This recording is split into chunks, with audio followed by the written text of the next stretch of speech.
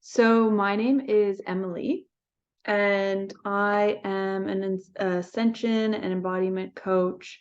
You could call that consciousness coach, or just somebody who is a spiritual guide, teacher, however you want to call it. Sometimes we don't like these labels and names, but yeah, I essentially work with clients to help them retrieve aspects of their true selves, their true nature. I would say, like, I would call that soul or spirit.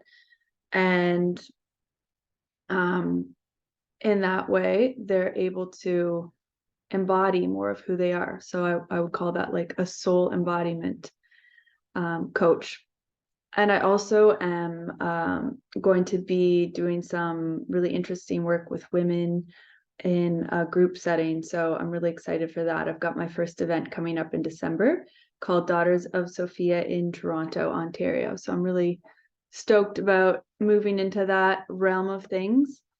So today I wanted to just jump on and talk a little bit about the work that I do and like explain it, because I've been personally seeing, and I don't know if any of you have seen this either, but personally seeing that word ascension and 5D and multidimensionality, I've been seeing that really be misunderstood around in the circles that I frequent online.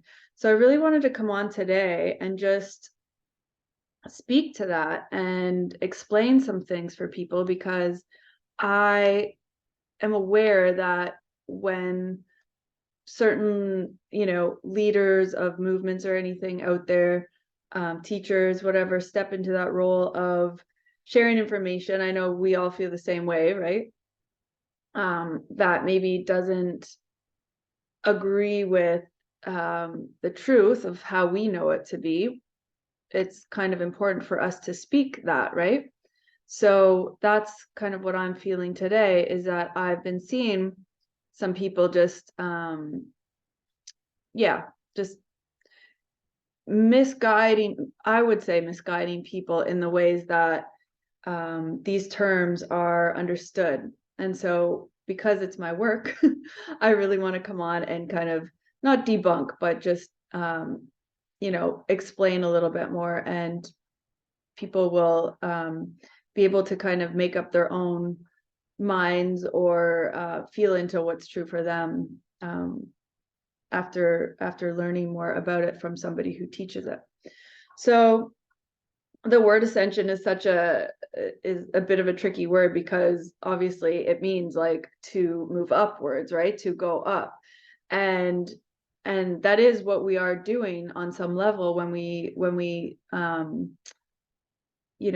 arrive at the place where we're beginning our spiritual journey, our spiritual awakening. We kind of, our energy shoots up into a different, I guess you could call it like dimensional space or time. And we're able then to access more of, okay, a higher picture of things or a different perspective on things. And maybe it's something that we've never really thought about or imagined before. And it's just really different from how we've always perceived things, or like it's a different way of perceiving things. And we're kind of seeing things from, like, I guess like a higher perspective, because we're shooting our energy up, right? And so that can be seen as like ascension, quote unquote, because we're moving upwards. Now, the idea of ascension is like we're not actually staying there. So it's important that that first burst of energy that happens when we have our spiritual awakening, which usually, comes about from a hard situation that we may be dealing with, whether it's within us or something we've experienced in our external reality. But usually it is something that we experience that creates some sort of tension or a lot of energy within us, and that energy builds, and then all of a sudden it moves outward. And that is what is kind of, I would say, like the beginning stages of that spiritual awakening journey, or that spiritual awakening. And like I said, that's an important part, because we need to know that there's more out there, that there's more that we haven't seen, that there's more that we don't know, right? So we need to really see it and experience it for ourselves. So that part of the journey is so important. Yet it's only the first part. We cannot stay in that, like I would say, maybe exalted state of being, right? We can't stay in that ascended state of being, because it's not helpful. It's not beneficial, because we're in this really condensed human form, right? We're in this 3D reality here on Earth. So in order to be healthy, in order to be balanced and stable, we need to come back down from that perspective of that higher awareness, of that higher vision of things, right? So we need to go up, and then we need to come back down, and that is an eventuality. It will happen at some point, right? It's inevitable for most people. And whether that's like something that is like a hard thing that brings people down back to Earth, or whether that's just a gradual thing that we kind of realize, okay, we need to move back into a different level of perception and awareness now. So we go up, we get a different perspective and awareness, and then we come back gradually through the layers of our energy bodies into our, back into our 3D reality form and matrix. And then we almost pull on that information, and that light, or that information that we got in that kind of heightened state of awareness, is actually brought into our more condensed, denser version of us. Okay, so we're not just going up there, seeing something, and then coming back down, and that's all gone. We're going up there, we're seeing things, we're knowing things, we're experiencing things, and then we're bringing what is necessary, or what we're able to, we're bringing that back into our 3D, 4D mind perspective and how we view things. So we're assimilating that, we're integrating that, we're synergizing that. Okay, so this is a deep, very profound, expansive, and ongoing process and journey that we start when we have that awakening journey, when we have that point of kind of shooting into another aspect of ourselves, which can come about, like I said, through through difficulties, and or just questioning things. Like, we're seeing things happening in the world or in our lives, and we're asking ourselves, like, does this make sense? What is this really about? Or we're asking, like, how do I fit into this world? Who am I? These types of questions can really propel us into that state and that space as well, and begin that journey of expansion and spiritual awakening. So so the word ascension, yes, it means to ascend, but then we also then come back into our reality, and we then assimilate and integrate all of that information. And that is such an important piece of this journey and of this path. It's essential. You cannot like move into an more expansive state of being without that integration process. So I just want to bring some clarity about ascension, in that it's not about leaving and ascending into the clouds and being like completely a spiritual being, and just like, existing in rainbows and sunshine all the time, and unicorns, and playing with the fairies and all of that. Like, all of that is great, and there's nothing wrong with that. And it has to be balanced, right? So it's about embodiment, and ascension is that process of going up and bringing that higher energy down and that higher information down. And as we do that, simultaneously what happens is our physical and mental, emotional body starts changing around and within that too. So it's kind of a simultaneous process of, yes, moving upwards and actually bringing that down.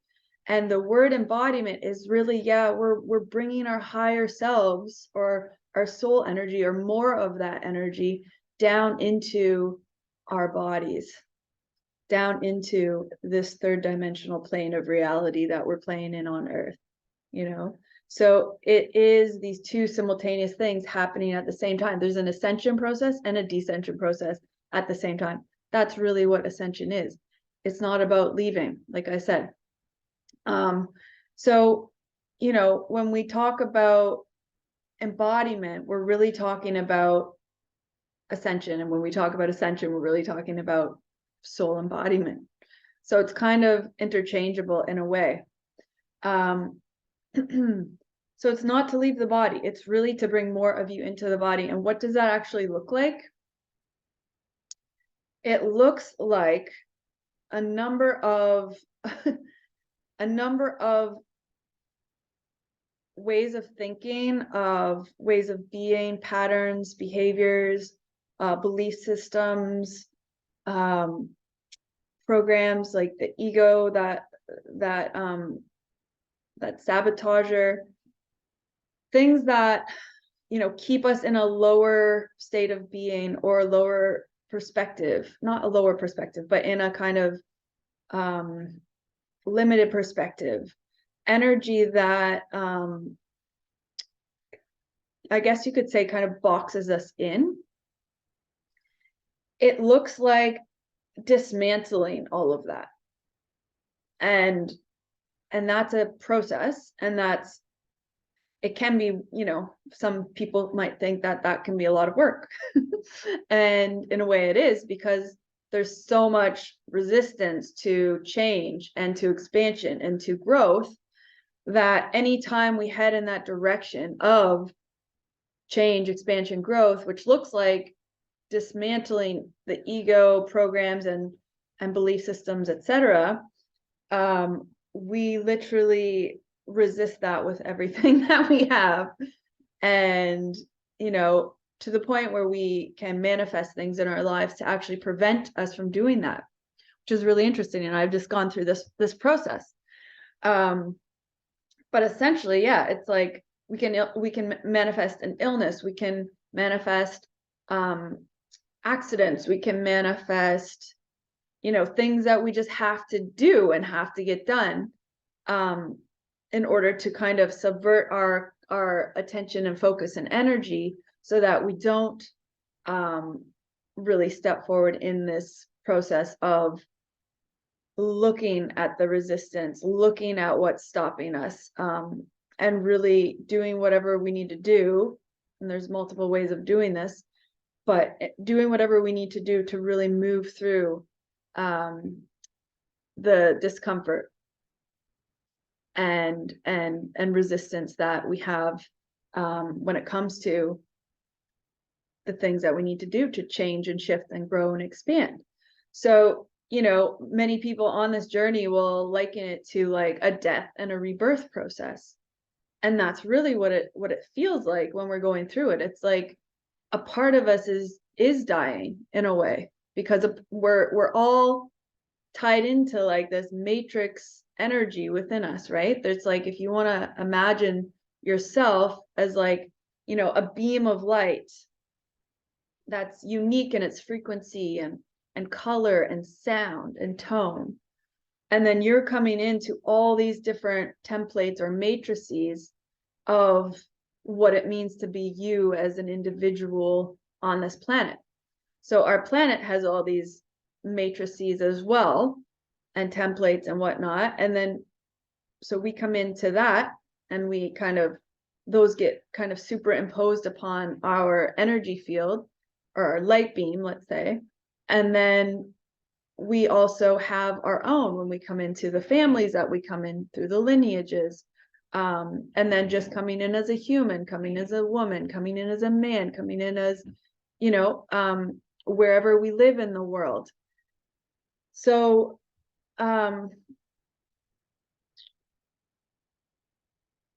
everything that we've experienced on the planet, through our lineage, in our families, as a child growing up, as a woman, as a man, collectively, and our past lifetimes, all of that, it's all contained and held within this matrix of information, which is our energy field. And those, it's like a grid. So if you can imagine like a grid around and through you, and then just multiple layers of density existing as like frequency, vibration, etc. That's basically what we get to work with or play with in this lifetime, right? And so our belief systems, our past wounds and patterns and traumas and all of that exists within that field of information and energy. And so when we kind of dismantle something, or when we're ready to change that thing that is maybe causing a lot of disruption or disharmony or disease within us, we then are asked to dissolve these parts of ourselves. And like I said, all those parts are so interwoven, and there's like this web. So in a way, it is a certain like experience of death, because we have an identity attached to and interwoven with our belief systems, with the way that we see the world, right? And those things all kind of, when the energy doesn't support those anymore, they crumble, and they're not really able to exist anymore without that energy. So when that happens, we can fight to hold on to that, and we can kind of cling to that, and we can try to energize the thing that's actually not meant to be energized anymore. But because we have some sort of identification with those things, it does feel like a death to us. So we do kind of grasp and desperately cling to things and try to hold on to things. And so that's where sometimes this momentum of energy dissolution can really come in handy, because on some level we really don't want to let go of things, and then on another level it's like, well, you don't really have a choice anymore. You have to, because there's no more energy supporting that. So that's what's happening throughout our whole energy field on this ascension embodiment journey. It's literally the dissolution of all these things, let's say codes or energies within our fields, that once they dissolve, it makes space for then more light, more information, more of that beam that I was talking about, that beam to exist here, to be here, to come through you, to be you as you, right? And so that's the embodiment process. It's about dissolving the things that we're not anymore, right? Because we're growing and expanding past those ways of doing things, seeing things, being in those ways. We're growing past that, we're expanding past that, and we're calling in our higher energies. And we know about those higher energies because we've had that moment of spiritual awakening where we shoot up, where we ascend into the ethers, where we connect with our soul, or we connect with God, where we connect with our spirit guides and angels and whoever, Christ, the Sophionic energies, whatever it is that let's be honest, that probably won't be the first thing that happens, but whoever it is or whatever it is that you connect with immediately when you get that spiritual awakening experience, that's for you to not hold on to, but to know when you are then moving more into the embodiment phase, right? Because it's like, okay, I see myself as that being. I know that's who I truly am. I know I have this supportive team around me on an energetic level, on a spiritual level. And now I need to move the stuff that's not me out of the way by going through this process, and then more of me can come through. And that's just the nature of how this works. So it is kind of a big topic and a big subject, and it's also a really big life endeavor, I guess you could say. But it's what's happening on a global scale right now, because we've had a number of catalysts for a huge awakening to happen, a huge questioning to happen from you know, instigating that first step of spiritual awareness and spiritual awakening. So, you know, it's going to be something that maybe we see more in others. Maybe we're seeing it in ourselves. Like maybe we just don't feel as connected to things as we used to feel. Like things aren't flowing as well as they used to flow. Things don't make as much sense as they used to make to us. And we're just starting to question and wonder about things that maybe we never thought about before, right? And that's a really beautiful start to an amazing lifelong journey of this process of